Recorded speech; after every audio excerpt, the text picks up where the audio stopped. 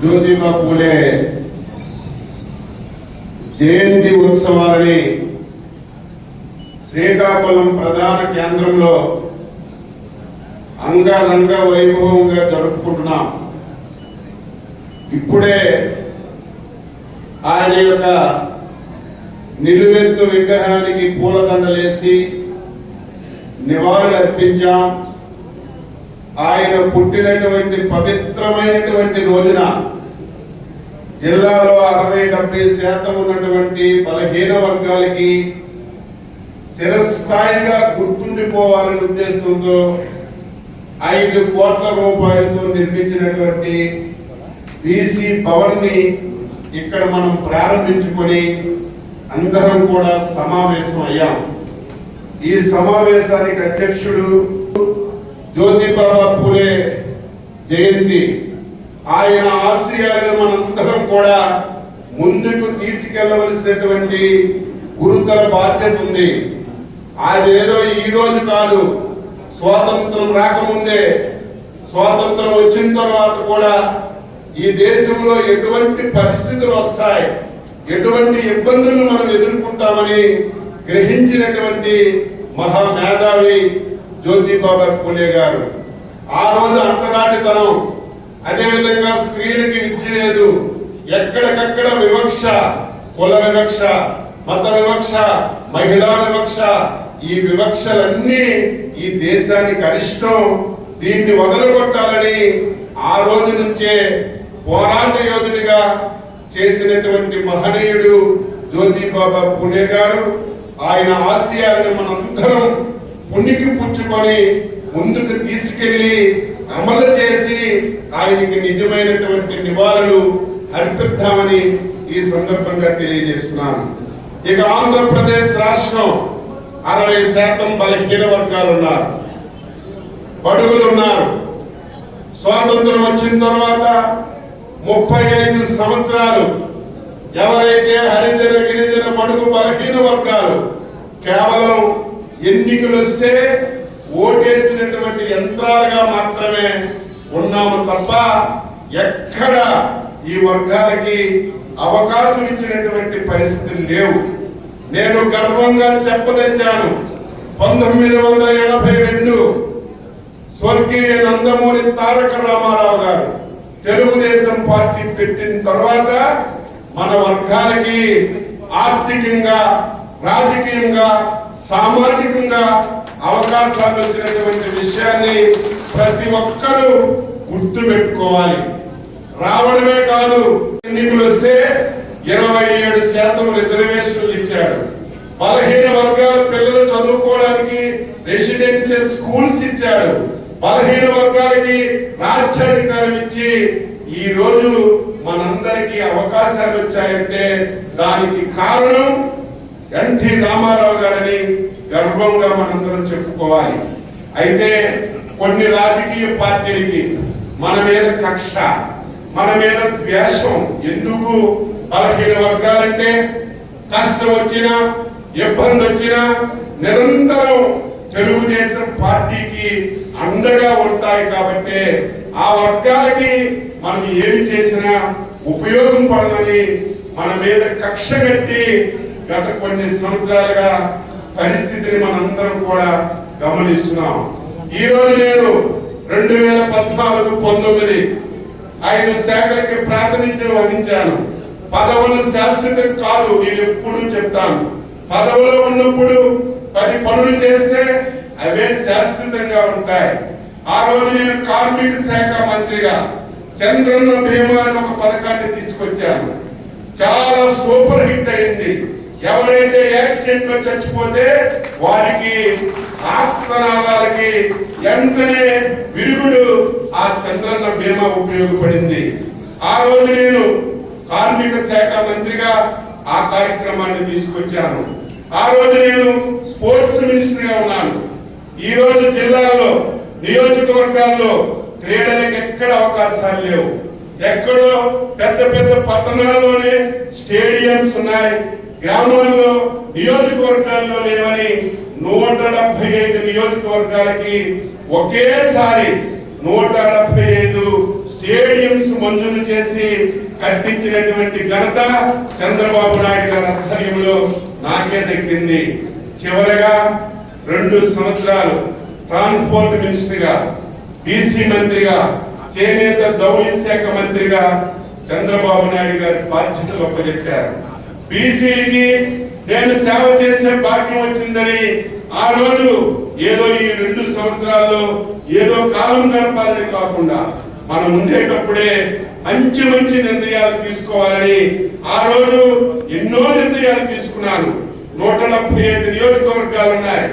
BC residential schools ఎన్ని నియోజకవర్గాల్లో ఉన్నాయి, ఇంకా లేనటువంటి నియోజకవర్గాలన్నీ అది మొత్తం కలెక్ట్ చేసి 65 బీసీ రెసిడెన్షియల్ స్కూల్స్ ఒకేసారి ఒకే జీవోలో ఈ రాష్ట్రంలో మంజూరు చేశారు. అందులో శ్రీకాకుళం జిల్లాలో 8 మంజూరు చేశారు. ఆ రోజు 6 నియోజకవర్గాలకి బీసీ, నేను మంత్రిగా స్వార్థంతో నా నియోజకవర్గానికి 2 మంజూరు చేశాను.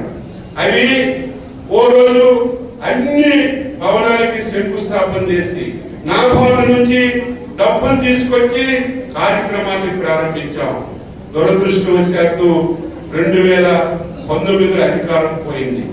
మొత్తం పాఠశాలలు ప్రైవేట్ ఎక్కడైతే వేకెన్సీస్ ఉన్నాయో అక్కడ పెట్టి నడుపుతున్నారు. ఎక్కడ కొత్త భవనాలు కట్టలేదు. ఈ రోజు బీసీ భవనం చాలా గర్వపడుతున్నాను. అందరి కలెక్టర్లతో మాట్లాడారు. బీసీలకి స్థలం ఇవ్వండి. ఏదో అచ్చెన్నాయుడు గారు బీసీ మంత్రిగా స్థలం అడిగారంటే ఎక్కడో ఊరు పక్కనో పట్టణానికి దూరంలో ఇస్తే నేను ఒప్పుకోనని 13 జిల్లాల్లో మెయిన్ ప్లేస్లన్నీ సెలెక్ట్ చేసి 13 జిల్లాలకి 5 కోట్ల రూపాయలు చొప్పున బీసీ భవనాలు మంజూరు చేశాను. అన్ని నేనే శంకుస్థాపన చేశాను.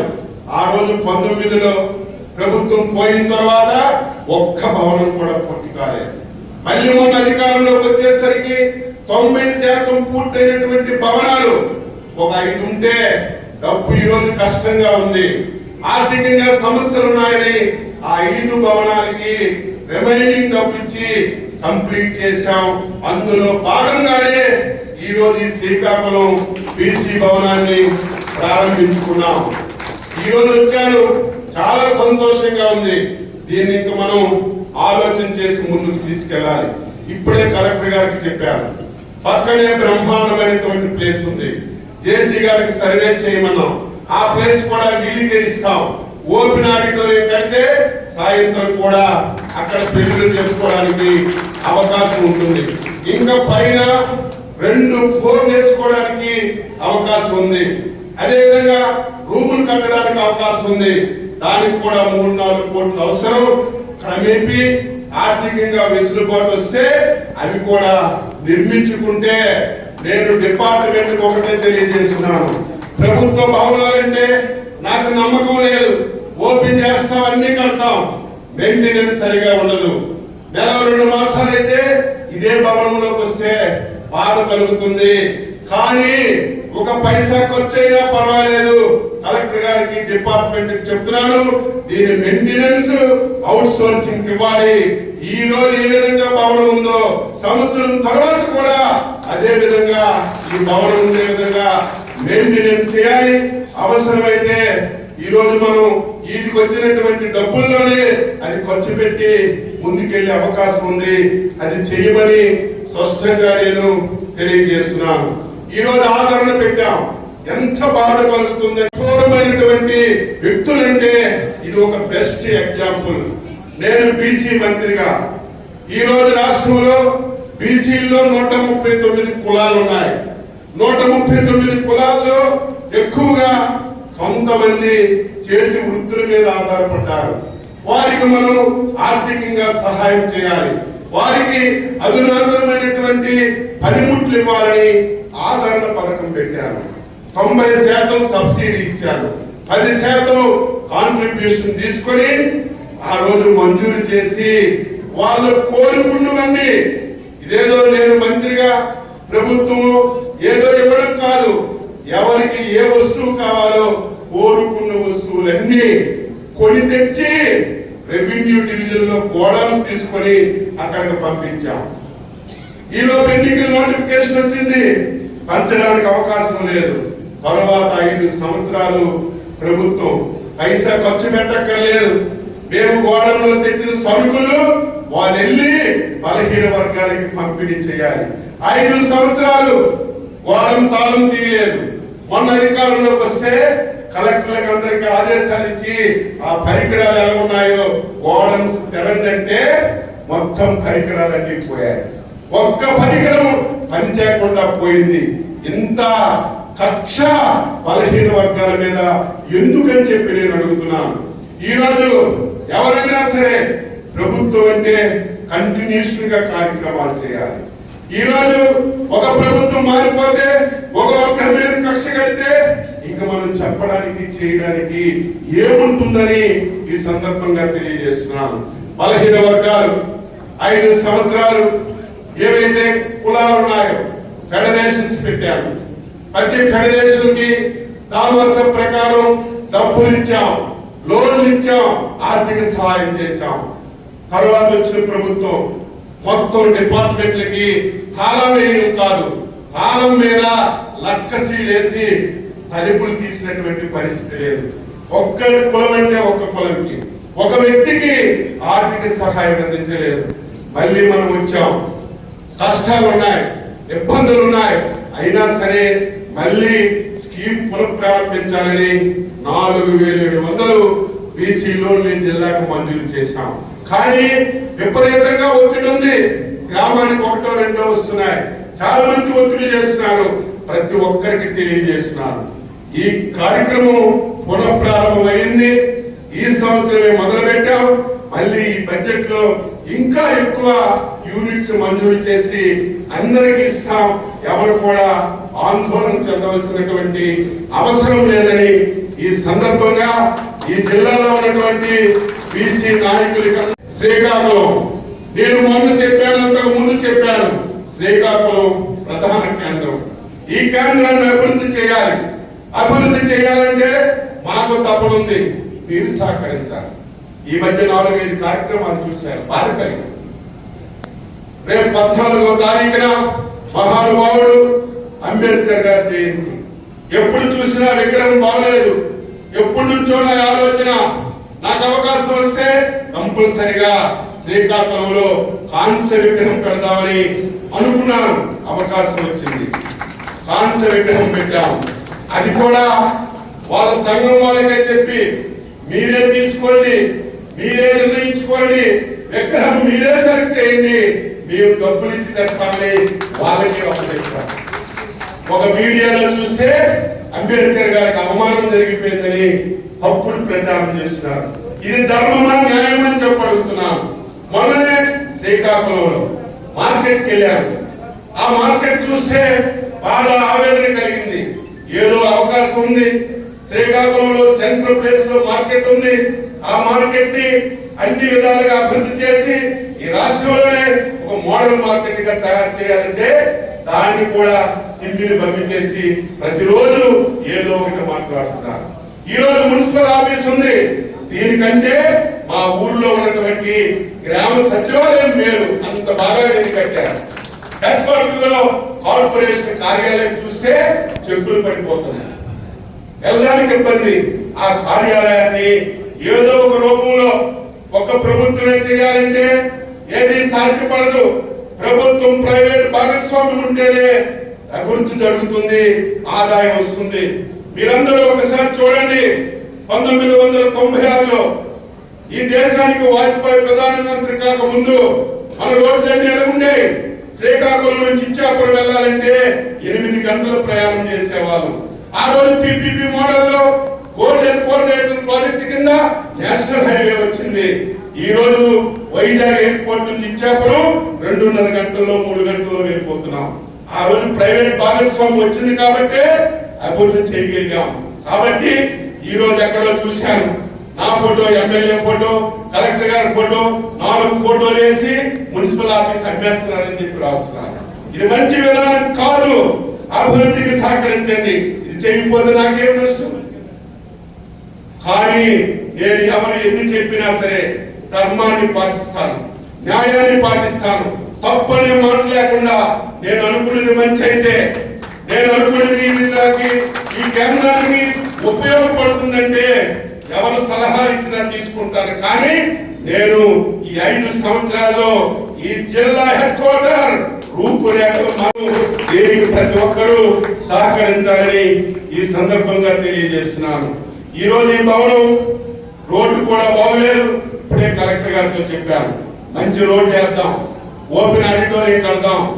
ఎవరైతే పేదవాళ్ళు ఉన్నారో ఏమైనా సమావేశాలు పెట్టుకోవాలంటే తక్కువ డబ్బుకి మనం ఈ భవనం ఇచ్చే కార్యక్రమం చేద్దాం. ఎవరైనా బీసీలు పేదవాళ్ళు పెళ్లి చేసుకుంటామంటే ఖర్చులు తీసుకొని భవనం ఇస్తే ఇది కట్టినటువంటి దానికి ఒక సార్థకత ఉంటుంది. ఈ రోజు మీరే చూస్తారు, 365 రోజులు ఖాళీ లేకుండా ఈ భవనం బుక్ అయ్యే పరిస్థితి వస్తుంది. దాన్ని మనం సద్వినియోగం చేసుకొని డిపార్ట్మెంట్ కూడా ఒక సీనియర్ ఆఫీసర్ కి దీని మీద ఇన్ఛార్జ్ పెట్టి ముందుకు నడిపించాలని ఈ సందర్భంగా తెలియజేస్తూ, బీసీలు 60% మంది ఉన్నారు. ఈరోజు చంద్రబాబు నాయుడు గారు, లోకేష్ బాబు గారు, ఎన్డీఏ ప్రభుత్వం బీసీలకి అత్యంత ప్రాధాన్యత ఇస్తుంది. మళ్ళీ ఆగిపోయినటువంటి కార్యక్రమాలన్నీ పునఃప్రారంభిస్తున్నాం. మళ్ళీ బీసీలకి ఆర్థికంగా బలోపేతం చేయడానికి నిర్ణయం చేసి ముందుకెళ్తున్నామని ఈ సందర్భంగా తెలియజేస్తూ, గత 5 సంవత్సరాలు బీసీలకి జరిగిన నష్టాన్ని మళ్ళీ వడ్డీతో సహా ఇవ్వడానికి అన్ని విధాల ప్రయత్నం చేస్తున్నామని ఈ సందర్భంగా తెలియజేస్తూ, ప్రతి ఒక్కరూ ఒక మంచి ఆలోచనతో, ఎప్పుడు ఒకే రకమైనటువంటి ఆలోచనలు ఉంటే మనం ఎప్పుడు బాగుపడము. ఒక ఆలోచనతో ముందుకెళ్ళాలి. మీ అందరూ సాక్షులు. 1996లో ఆ రోజు ముఖ్యమంత్రిగా చంద్రబాబు నాయుడు గారు జన్మభూమి కార్యక్రమం పెట్టారు. ఆ రోజుకి ఏ గ్రామానికి రోడ్ లేదు, ఏ గ్రామంలో సిమెంట్ రోడ్ లేదు.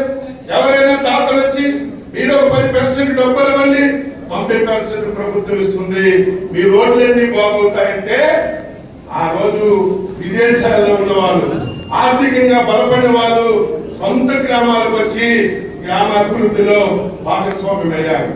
ఈ రోజు అదే విధానాన్ని కొనసాగించాలని మన నాయకుడు చంద్రబాబు నాయుడు గారు P4 అని చెప్పి ఒక పథకం తీసుకొచ్చారు. దానికి వింతలుగా మాట్లాడుతున్నారు. బుర్ర పెట్టి ఆలోచిస్తే ఆ పథకం యొక్క ఉద్దేశం తెలుస్తుంది. P4 అంటే ఇదేదో కొత్త భ్రమ పథకం కాదు. ఎవరైతే డబ్బులు ఉన్నటువంటి 10 మంది, ఎవరైతే అట్టడుగులో ఉన్నటువంటి 10 మందికి సహాయం చేస్తే అదే P4 విధానమని ముఖ్యమంత్రి గారు చెప్పినా, ఏదో ముఖ్యమంత్రి గారు మాట్లాడుతున్నారని కొంతమంది అన్నికి మారిన వారు, అవగాహన లేని వారు మాట్లాడుతున్నారు. ముఖ్యమంత్రి గారు P4 విధానం పెట్టారు. నిన్న నేను చూశాను, గుంటూరు జిల్లాలో ఒక ఆయన వచ్చి, ఆ ఊర్లో స్వాతంత్రం వచ్చిన తర్వాత లిఫ్ట్ ఇరిగేషన్ గురించి ప్రభుత్వాలు అడుగుతున్నారు, ప్రభుత్వాలు చేయలేదు. ప్రతి సంవత్సరం కొరత వస్తుంది. ఆ పెద్ద మనిషి వచ్చి చంద్రబాబు నాయుడు గారికి ఆ లిఫ్ట్ ఇరిగేషన్ కి 10 కోట్లు అవుతుంది, మీరు ఒక పైసా ఇవ్వక్కర్లేదు, P4 విధానంలో నేనే 10 కోట్లు పెట్టి లిఫ్ట్ ఇరిగేషన్ కడతా ఉన్నారు. ఈ పథకం లేకపోతే, ఈ మాటలే మాట్లాడకపోతే ఈ కార్యక్రమం ఎప్పుడు జరిగేదని చెప్పి ఈ సందర్భంగా తెలియజేస్తున్నాను. ఈ రోజు ఒక ఐటమ్ వచ్చింది. ఒక ఊర్లో పాఠశాల చాలా అధ్వానంగా ఉంది. ఆ పాఠశాలలో చదివి ఆర్థికంగా బలపడిన వాళ్ళు మొత్తం గ్రామానికి వచ్చి ఆ పాఠశాల నిర్మించారు. ప్రైవేట్ పాఠశాలలు కూడా సరిపోవు, డిజిటల్ టెక్నాలజీ పెట్టి అధునాతనమైనటువంటి పాఠశాల కట్టారు. దీన్ని మనం చైతన్యవంతం చేయాలి. అది గ్రామంలో చర్చ జరగాలి. భగవంతుడి వల్ల, ఈ ప్రభుత్వ నిర్ణయాల వల్ల ఒక పైసా గడించుకుంటే ఆ పైసా ఆ ఊళ్ళో ఉన్నటువంటి పేదవాడికి, ఒక కుర్రోడు ఉంటాడు, బాగా చదువుతాడు, ఇంజనీరింగ్ చదవాలని ఉంటుంది, కానీ డబ్బు లేక ఇంజనీరింగ్ చదవలేదు. అటువంటి వ్యక్తిని డబ్బున్న వారు ఒక ఇంజనీరింగ్ చదివించడానికి ఆర్థిక సహాయం చేస్తే మొత్తం ఆయన కుటుంబం యొక్క పరిస్థితే మారిపోయే పద్ధతి వస్తుంది. అందుకే ప్రతిరోజు మనం దీన్ని మాట్లాడాలి. ఎవరైతే స్తోమత ఉందో వాళ్ళకి మనం మాట్లాడి ఆర్థికంగా సహాయం చేయమని చెప్తే ఆ పథకం కూడా ఉపయోగపడుతుందని ఈ సందర్భంగా తెలియజేస్తూ మేము ఒక సంకల్పంతో పనిచేస్తున్నాం. ఇది ఒక సువర్ణ అవకాశం. కేంద్రంలో రామ్మోహన్ నాయుడు ఉన్నాడు, మేము ఇక్కడ ఉన్నాం. సహకరించినటువంటి చంద్రబాబు నాయుడు, ఎన్డీఏ ప్రభుత్వం, లోకేష్ బాబు ఉన్నారు. తప్పనిసరిగా ఈ జిల్లాని చాలా బాధ కలుగుతుంది. ఇప్పుడే నేను కలెక్టర్ గారికి చెప్పాను. మొన్ననే మీ మీటింగ్కి వెళ్ళాం, నేనే చిన్నవాపోయాను. ముఖ్యమంత్రి గారు కలెక్టర్స్ మీటింగ్ లో మీరు మీ జిల్లా వెనకబడి ఉంది, 26 జిల్లాల్లో మీ జిల్లా అతి తక్కువ ఆదాయం వచ్చినటువంటి జిల్లాగా ఉంది. పెర్ క్యాపిటల్ లో కూడా మీరు 26వ స్థానంలో ఉన్నారు. మీరేం చేస్తున్నారని మమ్మల్ని అడిగితే ఇంత పెద్ద నాయకులు కానీ చెప్పడానికి అవకాశం లేకుండా పోయింది. కారణాలు ఏంటి? శ్రీకాకుళం అంటే ఉద్యమాలు, శ్రీకాకుళం అంటే ఏదైనా ఒక అభివృద్ధి కార్యక్రమం చేస్తామంటే ఎవరో ఒకరు చోటు పెట్టడం. ఇది మంచి విధానం కాదు. మన వాళ్ళు కష్టపడిన వాళ్ళు ఇతర ప్రాంతాలకు వెళ్ళి బాగా కష్టపడి రాణిస్తున్నారు. మన దగ్గర అవకాశాలు లేవా? 194 కిలోమీటర్లు సుదీర్ఘమైనటువంటి తీర ప్రాంతం ఉంది. పౌర విమానాల శాఖ మంత్రిగా ఉన్నాను. ఈ జిల్లాకు ఒక ఎయిర్పోర్ట్ కట్టాలని నా యొక్క తపనంటే వెంటనే జెండా పట్టుకొని లెగిస్తున్నాను. ఎక్కడ అభివృద్ధి జరుగుతుంది? కాబట్టి ప్రతి ఒక్కరూ దీని మీద చర్చించాలి, ప్రతి ఒక్కరికి చైతన్యపరచాలి. శ్రీకాకుళం జిల్లా నుంచి వలసలు ఆపాలంటే, శ్రీకాకుళం జిల్లాలో మళ్ళీ ఉపాధి జరగాలంటే, శ్రీకాకుళం జిల్లాలో పేదరికం పోవాలంటే ఏకైక మార్గం పారిశ్రామికంగా అభివృద్ధి జరగాలి. వనరులన్నీ ఉపయోగించుకోవాలి. ప్రతి ఒక్కరూ పాజిటివ్ మైండ్ తో ముందుకెళ్తే తప్ప ఇంకా 70 సంవత్సరాలైనా మన జిల్లా ఇలాగే ఉంటుంది. దీన్ని ప్రతి ఒక్కరు అర్థం చేసుకోండి. రాజకీయాల ఎన్నికలు వచ్చినప్పుడు రాజకీయం చేద్దాం. నీ పాలసీ నువ్వు చెప్పు, నా పాలసీ నేను చెప్తాను. నా పాలసీకి నమ్మితే నా కోట్లు వేస్తారు, నీ పాలసీకి నమ్మితే నీ కోట్లు వేస్తారు. కానీ అధికారం పోయిన తెల్లారి నుంచి ప్రభుత్వానికి ఏదో ఇబ్బంది పెట్టాలి, అభివృద్ధికి ఆటంకం కలిగించాలి అని నుంచి పనిచేస్తే మంచి విధానం కాదు. నేను 6 సార్లు ఎమ్మెల్యేగా గెలిచాను, 2 సార్లు మంత్రి అయ్యాను, రాష్ట్ర పార్టీ అధ్యక్షుడిగా పనిచేశాను. నాకు ఇంకా దేని మీద మోదీ లేదు. భగవంతుడి ఈ అవకాశాన్ని ఈ జిల్లా అభివృద్ధికి ఉపయోగించాలి. ఈ జిల్లా అన్ని జిల్లాలతో పోటీ పడాలని అనునిత్యం అదే ఆలోచనతో పనిచేస్తున్నాం. దానికి ప్రతి ఒక్కరూ సహకారం అందించాలని చేతులు జోడిస్తూ వేడుకుంటూ ఈరోజు ఒక మంచి కార్యక్రమాన్ని మనం ఈరోజు ప్రారంభించాం. ఈ కార్యక్రమం వల్ల బలహీన వర్గాలకి ఉపయోగపడుతుంది. వారి పిల్లల పెళ్లి చేసుకోవడానికి ఇంకొక ఆలోచన ఉంది. నేను మంత్రి గారితో మాట్లాడి అవసరమైతే ఐఏఎస్ ఐపీఎస్ స్టడీ సర్కిల్ కూడా ఇక్కడ ఒకటి పెట్టడానికి ప్రయత్నం చేస్తారు. స్టడీ సర్కిల్ పెడితే లేదా రూమ్స్ కంటే పేదవాడు స్టడీ సర్కిల్ లో చదువుకుంటే వాళ్ళకు కూడా అవకాశాలు వస్తాయి. ఆ కార్యక్రమం కూడా నేను ఇమీడియట్ గా మాట్లాడి అది కూడా చేస్తాను. ఈ రోజు భగవంతుడి దయ, చంద్రబాబు నాయుడు ఆశీస్సులతో ఒక సీనియర్ మంత్రిగా ఉన్నాను. ప్రతి మంత్రి మనకు సహకరిస్తున్నాడు. న్యాయబద్ధంగా ఏదైనా పని అడిగితే కారన్న వాళ్ళు ఎవరు లేరు. ఈ అవకాశాన్ని ఉపయోగించుకొని ఈ జిల్లాని అన్ని విధాల అభివృద్ధి చేయడానికి మనస వాచ కర్మన నేను పనిచేస్తాను. దానికి ప్రతి ఒక్కరూ సహకరించాలని చెప్పి కోరుతూ ఇటువంటి మంచి కార్యక్రమం ఒక మహానుభావుడు బీసీ నాయకుడు పుట్టినరోజు నాడు ఇటువంటి మంచి ఒక మార్నమెంట్ లాంటి భవనం ప్రారంభించడం మనం పూర్వజన్మ సుకృతంగా భావించి దీన్ని చక్కగా సద్వినియోగం చేసుకుందామని తెలియజేస్తూ అందరికీ ఉపయోగించుకోండి.